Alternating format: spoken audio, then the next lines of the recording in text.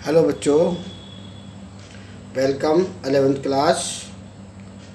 आपका अब जो लेसन स्टार्ट हो रहा है, पार्ट 8 आपका चल रहा है। घर्षण बल। घर्षण बल होता क्या है, आप डेली लाइफ में यूज करते हैं, तो इसके बारे में मैंने अपने शब्दों में लिखा है आप लोगों के लिए। जब किसी पिंड का तल दूसरे पिंड के तल पर फिसलता है, जब एक पिंड दूसरे पिंड के तल पर फिसलता है तो सापेक्ष गति के कारण आंतरिक प्रतिक्रिया स्पर्श से बल लगता है। क्या बताया? सापेक्ष गति के कारण आंतरिक प्रतिक्रिया स्पर्श से बल लगता है, जिसे घर्षण बल कहते हैं। ये गति की विपरीत दिशा में कार्य करता है, ये इसकी पहचान है। अगर हम आगे की ओर चलते हैं तो ये हमारे पीछे की ओर करता है। तो घर्षण बल मैंने आपको संक्षेप में बताया, जिससे आपको तुरंत याद हो जाए।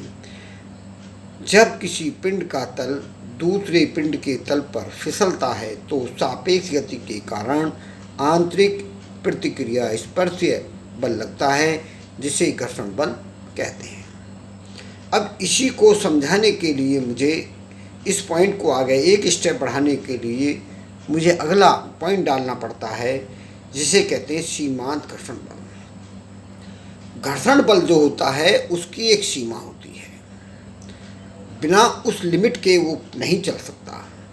तो हम ये कह सकते हैं कि जिस बल से पिंड गति में आता है और उस गति में आने के लिए जितना हमने बल लगाना होता है वो सीमांत घर्षण बल होता है, अर्थात वो स्थैतिक घर्षण बल के नाम से जाना जाता है।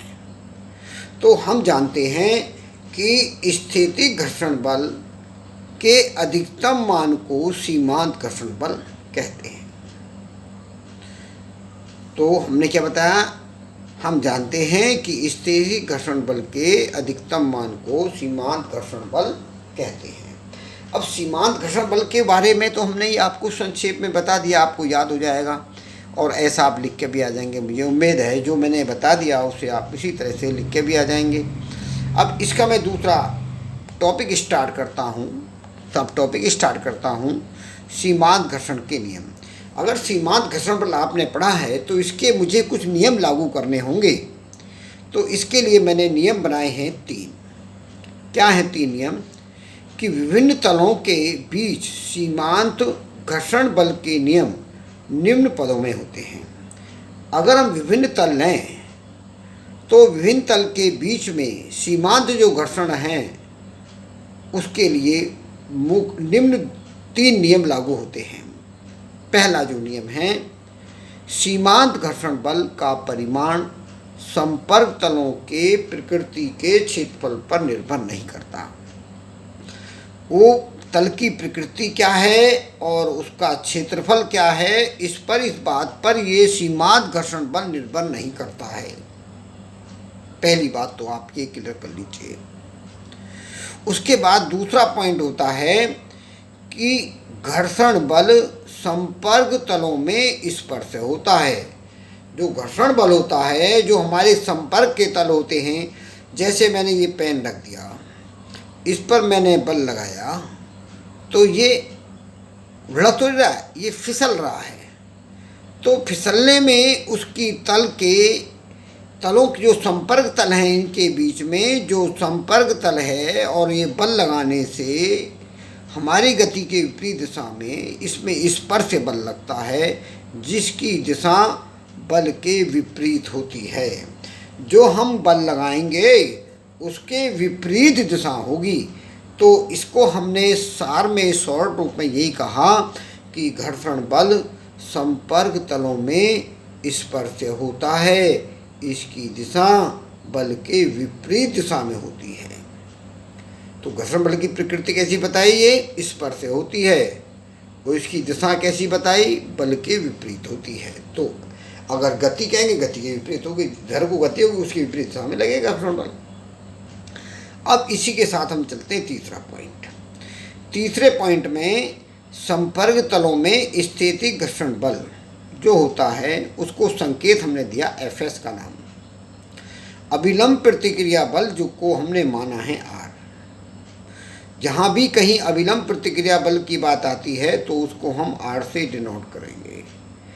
के अनुक्रमानुपाती होता है, ये स्टेटमेंट है कि संपर्क तलों में स्थिति घर्षण बल अविलंब प्रतिक्रिया बल के अनुक्रमानुपाती होते। ये स्टेट बदलेगा नहीं, जो स्टेटमेंट दे दिया उसमें आप जरा भी चेंज नहीं कर सकते, वैसे ही आपको लिखना है। अतः गणितीय रूप में एफ एस प्रोपोर्शनल आर या F S equal to mu S into R, जहाँ म्यू एस स्थिति घर्षण गुणांक है। ये आपको यहाँ तक तैयार करना है टॉपिक, और ये मैंने आपका यहाँ विराम लगा दिया है, इससे आगे आप कल चलेगा, लेकिन इसको आप याद करेंगे। अब मैं इसमें कुछ पॉइंट बता रहा हूँ। एक तो ये लर्न, होमवर्क में लर्न दिस, इसे याद करो, लर्न इट या लर्न दिस, इसे याद करें। कंप्लीट वर्क, कंप्लीट वर्क को पूरा करें। ओके, ओबे ओबे guideline of school, guideline of school, school की गाइडलाइन का उपयोग करें। जो स्कूल जिस तरह से बताता है उनकी बात का ही अनुपालन करें, उनके अनुसार चलें। और ये मैंने आपको होमवर्क में दिया है। मैं समझता हूँ इस कार्य को आप भली भांति सही से कर लेंगे और मेरी कम बात को अधिक समझेंगे। मैंने जो आपको ये दिया है होमवर्क, इसे आप तैयार करेंगे। जो मैंने लिख के दिया है इसे आप याद कर लेंगे। 3 हेडिंग मैंने आज आपको पढ़ाए हैं, इन्हें आपको अच्छी तरह तैयार करना है और तैयार करके याद करके आना है। और फिर इससे आगे मैं कल को पढ़ाऊँगा, इसे आप फिर तैयार करना। Okay, bye.